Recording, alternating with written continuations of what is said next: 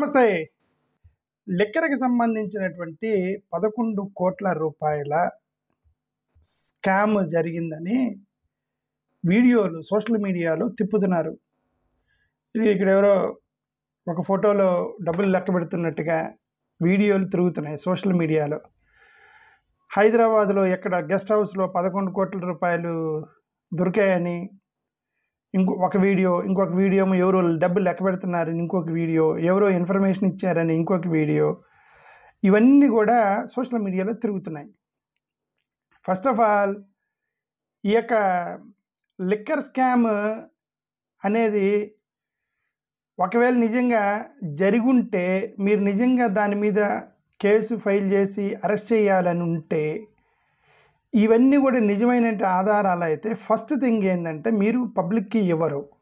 ఎందుకంటే any case నీ అపోనెంట్కి సంబంధించి నీ దగ్గర ఆధారం దొరికితే పబ్లిక్కి రిలీజ్ చేస్తారండి. ఆధారం అడ్వకేట్ ఏం చెప్తాడు, ఇద్దరు కోర్టుకు వేశారు, కోర్టుకు వేసినప్పుడు అడ్వకేటు తన దగ్గర ఉన్నట్టు ఆధారాలని కోర్టులో సబ్మిట్ చేస్తాను నేను ఇవ్వను అంటాడు పబ్లిక్కి. ఎందుకు? అవతల తను అలర్ట్ అవుతాడు కాబట్టి. పబ్లిక్ ఇవ్వరు. ఇదెందుకు మరి? ఇవి నిజంగా ఇవన్నీ కూడా ఈ క్యాష్ బండిల్స్ ఇవన్నీ కూడా నిజంగా కేసుకి సంబంధించి లిక్కర్ స్కామ్కి సంబంధించినటువంటి డబ్బులు అయితే పబ్లిక్ ఇవ్వరు, డైరెక్ట్ తీసుకెళ్ళి కోర్టుకి వేస్తారు. ఇది కూడా దొరికినాయండి, ఇది లిక్కర్ స్కామ్ చేశారు, వీళ్ళు పబ్లిక్కి ఇస్తున్నారు అంటే అర్థం ఏంటంటే ఈ లిక్కర్కి సంబంధించిందే అని పక్కా ఆధారం లేదు అని అర్థం. లేనప్పుడు ఏం చేస్తారు, పబ్లిక్ రిలీజ్ చేయాలి. పబ్లిక్ రిలీజ్ చేసినప్పుడు పబ్లిక్లో మన అదృష్టం ఉంటే కేసు మనం విన్ అవుతాం, లేదంటే పబ్లిక్లో బ్యాడ్ అవుతారు. ఫస్ట్ పబ్లిక్లో బ్యాడ్ చేసేయాలి, పబ్లిక్ మైండ్ సెట్ని సెట్ చేయాలి. ఈ స్ట్రాటజీయే కదా. నేనేమన్నా అంటే నిజంగా ఈ 11,00,00,000 మీకు గెస్ట్ హౌస్లో దొరికినాయి ఒకే లిక్కర్ కేసుకి సంబంధించిందని మీరు ఎలా చెప్తారు? ఫస్ట్ ఆఫ్ ఆల్ లిక్కర్ కేసుకే సంబంధించిందని ఎలా చెప్తారు? First of all YSRCP denying that is not there money. ఎవరైతే కోర్టులో ఉన్నాడో అతనే అఫిడవిట్ వేసాడు, ఆ డబ్బులు నాయి కాదు, మీరు అసలు లెక్క పెట్టండి, నోటులతో సహా లెక్క పెట్టండి, ఆ డబ్బులు నాయి కాదు అని చెప్పి అతను అఫిడవిట్ వేసాడంటే అర్థం అతని కాదు అని అర్థం. కరెన్సీ నోట్లు నంబర్లు కూడా లెక్క పెట్టండి అని కోర్టుకి వేసాడంటే అర్థం ఏంటి? అతను కాన్ఫిడెంట్గా ఉన్నాడు ఆ డబ్బులు నాయి కాదు అంటే ఎవరియో తీసుకెళ్ళి గెస్ట్ హౌస్లో పెట్టి అక్కడ సృష్టించడానికి ట్రై చేశారని అతని వర్షను, ఎవరు ఎక్యూజ్డ్ వర్షను రైట్ అయ్యి ఉండొచ్చు. ఎందుకని అతను కాన్ఫిడెంట్గా చెప్తున్నాడు కదా నాది కాదు, మీరు కోర్టులో ఇతను ఎఫిడవిట్ వేసి మీరు అన్ని లెక్క పెట్టాల్సిందే, సీరియల్ నెంబర్ దాకా లెక్క పెట్టండి, ఆ డబ్బులు ఎక్కడి నుంచి వచ్చినాయి నాకు సంబంధం లేదు అన్నాడంటే obviously the money may not belong to him. ఒకవేళ అతను కరెక్ట్ అయ్యి ఉండొచ్చు అని నమ్మడానికి మీరు చేసేటువంటి ఈ ప్రచారం ఒక ఆధారం. నిజంగా ఇవి కనుక ఎవిడెన్స్లు అయితే మీరు ఇలా సోషల్ మీడియాకు వదలరు, ఎవరు వదలరు. నీ అపోనెంట్ నువ్వు ఇబ్బంది పెట్టాలన్నప్పుడు పక్కా సాలిడ్ ప్రూఫ్ ఉంటే తీసుకెళ్ళి కోర్టుకు సబ్మిట్ చేస్తారు తప్ప ఇలా సోషల్ మీడియాకు వదిలి బ్యాడ్ చేయరు ఫస్ట్ ఆఫ్ ఆల్ అని నా ఉద్దేశం. మొన్న పాస్టర్ ప్రవీణ్ గారు చనిపోయినప్పుడు కూడా ఒక్కొక్క వీడియో ఏది ఇన్వెస్టిగేషన్ పోలీసులు బయటికి చెప్పకముందే ఒక్కొక్క వీడియో దాన్ని వదులుకుంటూ వచ్చారు. మేము ఒక ప్రశ్న రైజ్ చేయడం దానికి సంబంధించిన వీడియో నెక్స్ట్ డే, మేము ఇంకొక డౌట్ రైజ్ చేయడం దానికి సంబంధించిన వీడియో నెక్స్ట్, అలా వచ్చినాయి ప్రవీణ్ గారికి సంబంధించి. అంటే ప్రజల మైండ్ని సెట్ చేసేయడానికి ఒక ప్లాన్గా ముందు ప్రజల్ని ప్రిపేర్ చేసి ఆ తర్వాత పోలీసులు ప్రెస్ మీట్ పెట్టి ప్రవీణ్ గారు యాక్సిడెంట్లో చనిపోయారు అని చెప్పేసి అదొక ఇప్పుడు ఈ వీడియోలు చూస్తుంటే ఆ సిరీస్ ఆఫ్ వీడియోస్ నాకు అలానే అనిపిస్తున్నాయి. ముందు అక్కడెక్కడో గెస్ట్ హౌస్లో వీడియోలు దొరికినాయి, ఇప్పుడు ఎవరెవరో డబ్బులు లెక్క పెడుతుంటే ఇక్కడ ఇవన్నీ దొరికినాయి. అవి ఏమండి ఇప్పుడు అవి లిక్కర్ కేసు నుంచే వచ్చాయనేంటి? ఇప్పుడు వాళ్ళందరూ రాజకీయ నాయకులందరూ వ్యాపారస్తులే, ప్రతి వాళ్ళకి ఏదో ఒక వ్యాపారం ఉండేది కదంటే, రియల్ ఎస్టేట్ వ్యాపారం ఉండేది, కొంతమంది కాలేజీలు రన్ చేస్తున్నారు, కొంతమంది రకరకాలు రన్ చేస్తూ ఉన్నారు. ఓకే, వాళ్ళకి వాటికి సంబంధించినటువంటి డబ్బులు అయి ఉండవచ్చు కదా. ఇప్పుడు ఫర్ ఎగ్జాంపుల్ చెవిరెడ్డి భాస్కర్ రెడ్డి గారి యొక్క అనుచరుడు డబ్బులు లెక్క పెడుతున్నాడని చెప్పి మీరు సోషల్ మీడియాలో తిప్పుతున్నారు. లేదు అతను అసలు యాక్చువల్గా ఇతను తెలుగుదేశం వాళ్ళతో ఏదో ఒక పెళ్లిలో కలిసి వాళ్ళతో పాటు ఫోటో దిగాడని చెప్పి ఇంకొక సోషల్ మీడియాలో తిరుగుతుంది. ఇతను చెవిరెడ్డి భాస్కర్ రెడ్డి గారి అనుచరుడు కాదు, ఎప్పుడో గతంలో ఉండేవాడు, కానీ ఇతను తెలుగుదేశం వాళ్ళతో ఫోటో తీసుకున్నాడు ఇంకొక ఫోటో తిరుగుతుంది సోషల్ మీడియాలో. సరే అతను లెక్క పెడుతూ ఉన్నాడు అనుకోండి, ఫర్ ఎగ్జాంపుల్ చెవిరెడ్డి భాస్కర్ రెడ్డి గారే ఇచ్చారనుకోండి డబ్బులు ఆయనకి, ఎక్కడి నుంచి చెప్పించాడా ఇదివరకు లిక్కర్ నుంచి వచ్చిన డబ్బులు నీకు ఇస్తానని జాగ్రత్తగా తీసుకెళ్ళి పెట్టని కింద అనుచరులకు చెప్తారా ఏంటి వాళ్ళు?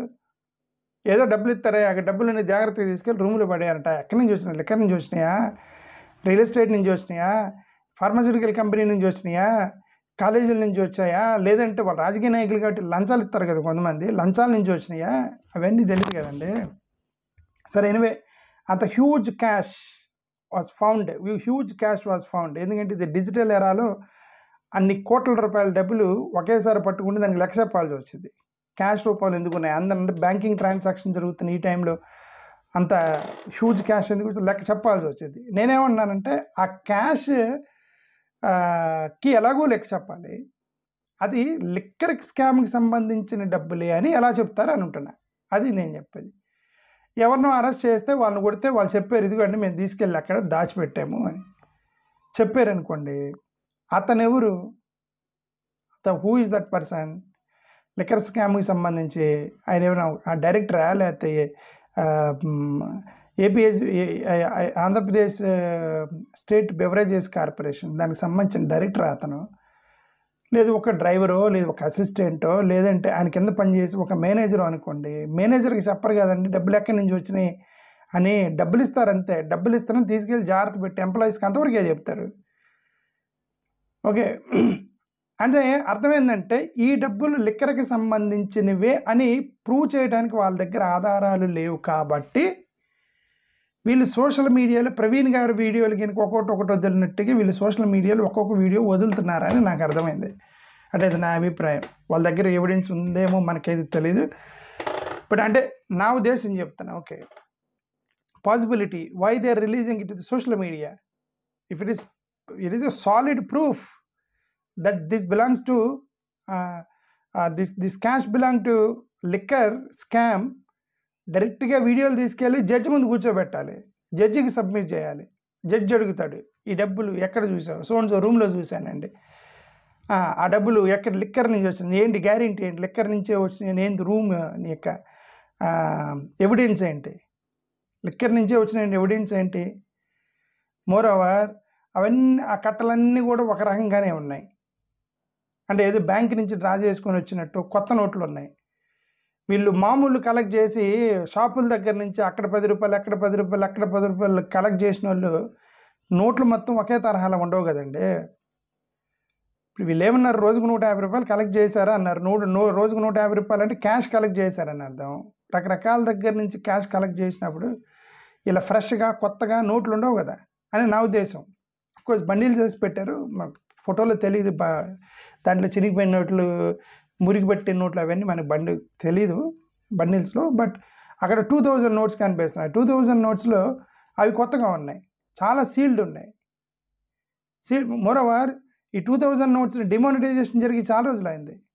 డిమానిటైజేషన్ జరిగిన చాలా రోజు అయినప్పుడు ఈ డిమానిటైజ్డ్ నోట్స్ కొత్తగా కనిపిస్తున్నాయి అని అంటే అన్ని ఫ్రెష్గా ఉన్నాయి, అవి కూడా 2000 నోట్స్. అంటే అర్థం డిమానిటైజేషన్కి ముందే బ్యాంక్ నుంచి డ్రా చేస్తేనే మీకు కొత్త నోట్లు వస్తాయి. ఇలా 150 రూపాయలు షాప్కి వెళ్ళి కలెక్ట్ చేస్తే దాంట్లో కొన్ని చినిగిపోయిన నోట్లు, పాతపడిపోయిన నోట్లు, రాసిన నోట్లు, బొక్కబడిన నోట్లు ఇవన్నీ కలిసి బండిలు వేసి పెట్టాలి. 150 రూపాయలు కలెక్ట్ చేస్తుంది అయితే. ఓకే, అంటే ఈ క్యాష్ ఏదైతే దొరికిందో ఇది లిక్కర్కి సంబంధించిన క్యాషే అనేటువంటి ఆధారాలు ప్రూఫ్ వీళ్ళ దగ్గర లేదు. కాబట్టే ఇలా ఒక్కొక్క వీడియో కనీసం బ్యాడ్ చేసేద్దామని చెప్పేసి సోషల్ మీడియాకి వదులుతున్నారేమో నా అభిప్రాయం, అంటే సిమ్టమ్స్ని బట్టి.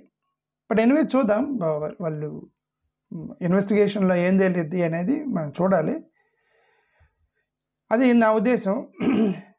బట్ ఇట్లాంటి అంటే ప్రభుత్వాలు ఇప్పుడు వీళ్ళు ఇది చేసినప్పుడు రేపొద్దు నెక్స్ట్ ప్రభుత్వం వచ్చినప్పుడు కింద సర్పంచ్ దగ్గర నుంచి ఇన్వెస్టిగేషన్ చేశారంటే ప్రతి ఎమ్మెల్యే, ప్రతి సర్పంచ్ కూడా దొరికేస్తాడు. ఓకే, ఈ విధంగా మరీ చుక్కాన్ని పెట్టి చూసి ఇలాగ ఇబ్బంది పెడితే ప్రతిపక్ష నాయకుడిని, అపోజిషన్ నాయకుడిని ఇబ్బంది పెడితే ఎన్డీఏ ప్రభుత్వం, రిమెంబర్ ఎన్డీఏ ప్రభుత్వంలోనే చాలామంది వాషింగ్ మిషన్లు ఉన్నారు. వాషింగ్ మిషన్ అని చెప్పి బీజేపీలు అంటారు, కేంద్రంలో వాళ్ళు వాషింగ్ మిషన్ అంటారు వాళ్ళని. ఎందుకు ఇట్లా కొన్ని స్కామ్ ఎలిగేషన్స్ ఉన్న వాళ్ళు మొత్తం వెళ్ళి బీజేపీలో చేరారని చెప్పేసి ఒక ఎలిగేషన్ ఉంది ఆల్రెడీ. రేపొద్దున వీళ్ళు వచ్చిన తర్వాత వాళ్ళ మీద పెడితే అప్పుడు కక్ష సాధింపుకి ఎండ్ అనేది ఉండదు. It is better focus on administration, focus on public safety, public development, state development of the state than this vendetta politics, which I feel. Thank you. Namaskaram.